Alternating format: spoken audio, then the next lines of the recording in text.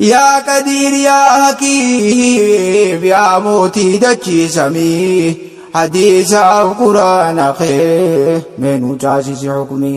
يا قدير يا حكيم يا موتي دجي سمي حديث القرآن خير من جاسس حكمي. الصلاة والسلام على أشرف الأنبياء والمرسلين نبينا محمد وعلى آله وأصحابه أجمعين. أما بعد بلين خيا ورين بكددة تيسني سكنتا برهان ميديا تتربان الرا قويا سدي أسر الدبرتو أردفتن سكنتان تنجرتي دوبا إيجل تديرتي الرقا كافيلي غرتي غرغرا تن warreen gartee buraan miidiyaa hordoftan yeroo dheeraa gartee telefoonaan bilbilaa keessanis gartee duuba sheekh keenya Dr. Muhammad gaafatan haga tokko isiniif gartee duuba deebisuuf yaalla. Gaafiis gaa tartiibni gartee duuba dhibdee dubartootaati wajji wal qabatti gartee duuba dubartoonni yeroo hedduu هونس قرتي ترتيبا جيا قرتي دوبا تكا قرتي دوبا ديغا جيا ترتيبا إيسا قرتي دوبا دبو يرو هدو دوبدن هون اللين قرتي دوبا وانا دادا قرتي دوبا أكا إيسا ببرنيك غافتن خيسي خينيا قرتي دوبا ركوبا قدامي سالي دو دوبدن أكا سما أمال لي قرتي دوبا ركو ilmoodha maali gartee duuba yeroo hedduu gartee duuba sababa waan namatti ta'u waan jiru yeroo garagaraatti gartee duuba iddoo garagaraatti dawwalanii gaafatan sanirraa mee gartee suddumaan gama sheekaatti tarkaanfannaa sheeka gartee duuba akkuma gaafii gartee duuba uummanni hordoftoonni warreen burhaan miidiyaa hordofan bakka adda addaatti gaafatan maali gartee duuba wanni kun wal qabataa wanni kun sadeen haala kamiin ilaalamaa akkuma walii galatti tartiibni gartee duuba dhiigaa gartee duuba ammallee gartee duuba rakkoon gadaameessaa maal wanni gartee duuba rabbiin ilmoo rabbumaan namaa kenna rabbumaa gartee nama dhorkatalleedha sababni isaa gartee duuba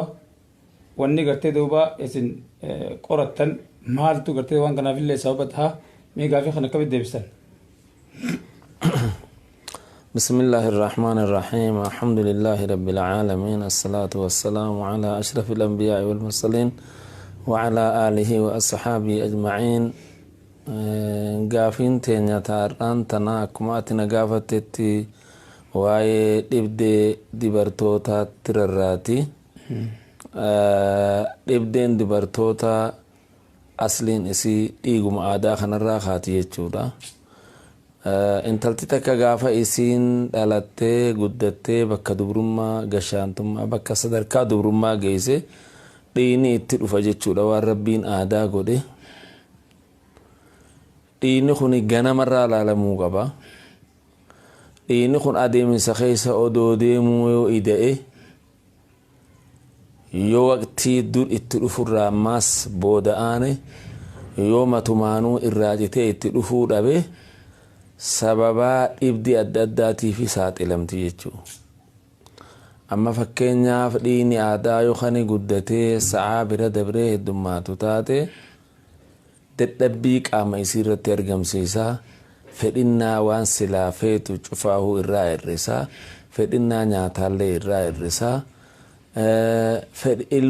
ilmoo argatuu dhabuullee ni fida jechuudha. Wanni ilmoo argatuu dhabuu fida dhiigni heddummaatu qofa osoo hin ta'in hafee irraa hafuudhaa fi akkasuma waqtii irraa booda'anee irraa gara duubaatti deebi'uunis rakkina ilmootiin gaafintu waluma dhaabbatti ni argamsiisa jechuudha. haa ta'u intalti takka yoonii fi haati amma dhiigni isiidha itti dhufuu baatee irraa kan osoo umriin isii hin gahin irraa citu taate osoo umriin hin gahin waa lamaan dhaabbata dhiini takka ulfa qabaatu tan lammada yeroo murtaa'e sanitti hoosisu kuni dhiiga irraa hafe hin ja'amu waani gartee rabbiin karaa godhee sababaa hoosisuudhaatiifi sababaa duuba garatti ba'atuudhaatiin hafuuntu waan aadaa taate intalti takka yoo hoosisuu baattee garaa qabaatuu baattee umrii isiitiin sadarkaa dhiinii aadaa irraa dhaabbatu ga'uu baatte sababaa dhibdee adda addaatiif dirree baate akkuma reefu jeesanitti dhukkubbii mataa isii argama handhuura jalaa dhukkubaa gadaamessi isii kunis ni dhukkubaa hin nyaatallee ni bahallee akkas godhullee ni jira dhibdee adda addaa waan hedduudhaa irra mul'ata jechuudha. Hatta hanga dhaabbattee ejjuu dadhabdutti hanga garaan isii guguutamee akka nama haqqisaa barbaaduu ta'utti haqqisuu fedhuu takkatti waa hedduudhaatu isirra mul'ata kanuma jechuudha.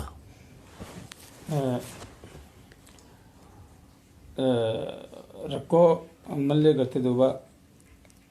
gadaamessi rakkina maal fa'aa gartee duuba rakkoon gadaamessaa kun maali?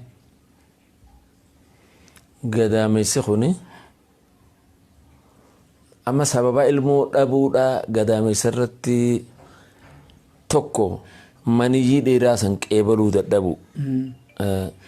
bishaan isiidhatti isarraa dhufu san bishaan sun bakka ga'uu dadhabu karaa deebi'an amma yoo rakkina tokko qabaate takka hiddi isiifaa hidhaa qabaata hiddi isiidhaa kana keessa bishaan dhiiraa kun dabruu hin danda'u karaa deebi'a jechuudha gaafanaas ilmoo qabuu hin dandeessu gaafammoo tokko dubartiin tun takka ilmoo qabdee eega ilmoo qabde amma dhiini tan odoo dhiini ji'atti itti dhufu ilmoon qabannee jira tunis rakkina tokko ta'ammoo eega dhiini itti dhufe haga ji'a lamaas haga ji'a sadii takka ilmoo qabdee ilmoon sun irraa baatu jira takka ammoo tan ilmoo eega qabdee ji'a jaha yoggaa geesse ilmoon irra taa'uu hin dandeenye achi booda ilmoon tun eega lubbuu baaftee duutuun irraa baatu jira kun hundinuu dhibdee adda addaati amma intalti takka yoo haatee dhiini itti dhufee dhiini isiidhaa kun ji'atti kan itti dhufu taate ji'atti itti dhufee osoo ji'a kanarraa guyyaa lama sadiirlee dhiini kun dabre ilmoo qabde jedhamti sababaa ilmoon sun itti taa'uu diddeefii jira amma ji'a sadii yoo kan geessu taate sababaa qilleensaa gadaamessa isii keessa seenuutiif ilmoon tun ba'atuu dadhabdi jechuudha yoonii fi ammoo eega ji'a jaha dhayxe ilmoon kan irraa baatu taate istirqaa janiin sun laafina gadaamessi isiidhaa kuni wanni san ba'atuu dadhabuurraa gadhiifti jechuudha kabiraa kuni karaa kanan laalama gara biraatiin ammoo yoonii fi dhiini aadaa kun itti dhufuu baatee kan irraa waqtii irraa booda aanu taate fedhinnaa dhiiraa irraa xiqqaata dhukkubbii mataa himatti ijaan hedduu lafa laaltee uumaa arguu hin dandeessu humna dhukkubaa ni hiixachiisa ni amammochisa gaafa sanuu ammoo wal qunnamtii keessatti rakkoo qabdi ammoo abbaa maneessii qunnamtee borummaa fayyaa ta'uu dadhabu mala hin dadhabdi jechuudha fedhinnaan isiin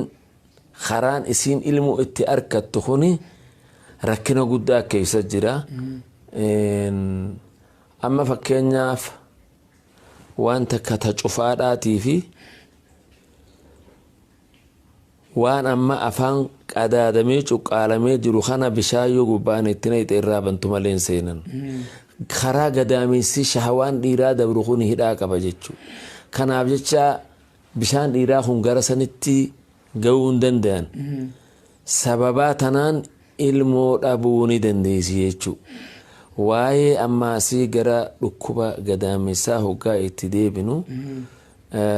amma sababuma dhiiguma kanaan wal qabatee dhukkubbii gadaamessaa himatti dhukkubni isiidhaa kun ni ittansiisaa gosti tokko waan akka furrii irraa baasa tokko waan akka kutaa foonii kanaa irraa baa hoggana isiin akka nama ciniinfatu akka nama dhaluu fedhuutti dhukkubsa jechuudha kuni sunis dhukkuba gadaameysaa irraa hin lakkaawama. Kun ammoo infekshina waan jaaniin daariqa waan jaaniin kun infekshinni waan beekamaadha. Infekshina sababa infekshina kanaatiin ammas ilmoon argabuu dhabuullee ni mala.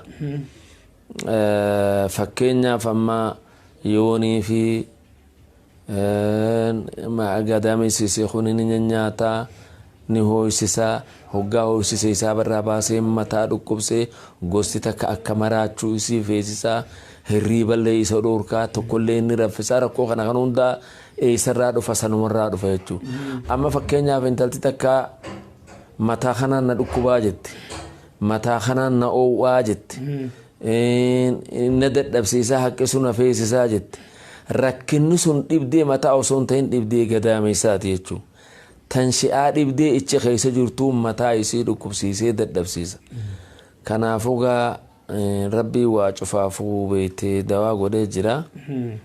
Dawaa buusee jira dhukkuba hundaaf kun dhukkubuma. Imtixaanuma. Dawaan isaanii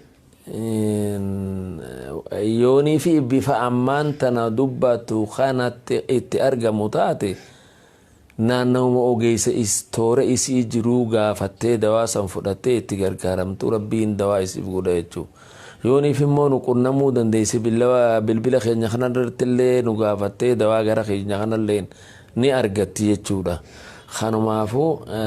dhibdeen amma waa'ee akka naa mul'atutti ilaalee kun kanuma gaafii waan si haftee yoo qabaatte na dhiyeessisiif hin deebisa. Akkaataan gaafeen gartee babal'inatti nu dabarsitee jirta. Waan adda asirraa gartee duuba warreen gartee rakkina akkanaa itti dhufan rabbiin namarraa qabu irraa gartee duuba waan kana adda baafatanii duuba gartee duuba beekuu danda'anii haala gartee ammaati nu himta kanatti tartiibni dhiigaa hogga gartee duuba waqtii irraa bahu duratti wanni jaan kunoo rakkina gartee duuba fiduu ni qaba. Amma odoo sanin ta'in amma fakkeenyaaf gadaameysiisii iitawee tokko yeroo sagaraa baatu gadaameysiisii gara alaatti kagabbahuu jira. Kadeebuu jira. Ka iitawee keeysaan handhuura jala kanarraa qabee dhukkubsuu jira.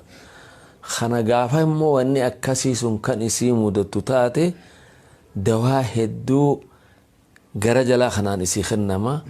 Dawaa kana irra teessi jechuudha. Akkaataa irra teessu inni himamaa fi daqiiqaa 30 akkana irra teessee gadaameysa isii kanatti dhiixi jechuudha. Kaan irra teessee achi booda dawaa kaayattu jira. Gadaameysa isiidhaa kun inni deebi'aaf jechuudha gara asliidhaatti. Garuu yoo inni kun gara aslii ilmoo argatuu keessatti wanni barbaachisu dhiini aadaa kuni tartiiba ganamaa irratti deebi'uun sharti. Ha ganama isiin itti dhuftu yoo ganama guyyaa dura dhiini isin dhufu guyyaa sadiitti itti dhufee kadhiqattu taate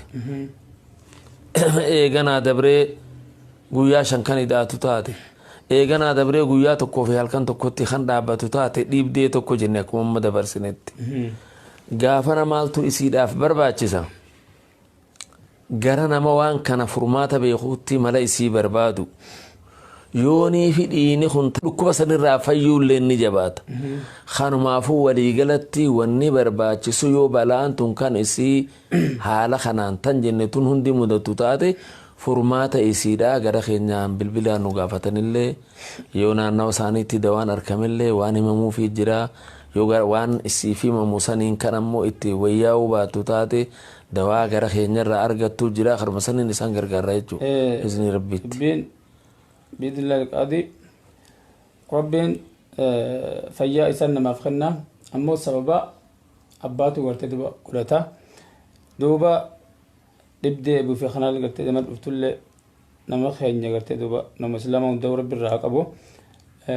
تانغا وان قرتي دوبا وهندا اندوب بدني وان التجرو قرتي دوبا أبان بيخي وان قرتي دوبا هدو asirratti gartee duba haasawullee gartee nama dhibdi gama keeysaatiin takkaa gartee duba نمبر شيخا خاسرت قرتي دوبا بريسن خنان همتني أسر قرتي دوبا فرمات تكا قرتي دوبا توا أكاتا قرتي دوبا إتي فايدمتن قافتني خيسا قرتي دوبا إرا فايدمون ديسن نتي قرتي خيسا قبوني دبتون شيني قرتي دوبا إدو إبسي جرا أني قمخ جان شيخ قرتي دبدين وني خناتون إدو namni hedduun tana himata rakkoo tana hedduu himata asirratti gartee duuba wanni hafe gartee duuba dabaltuuf yoo jiraate gartee duuba carraan siif kennan. Tuni gaafuma waan asirratti dubbatamee garuu silaahu namoonni hedduu waan kana dubbatanii asirratti gaa miidiyaa irratti dubbatanii ibsatuun isaan irratti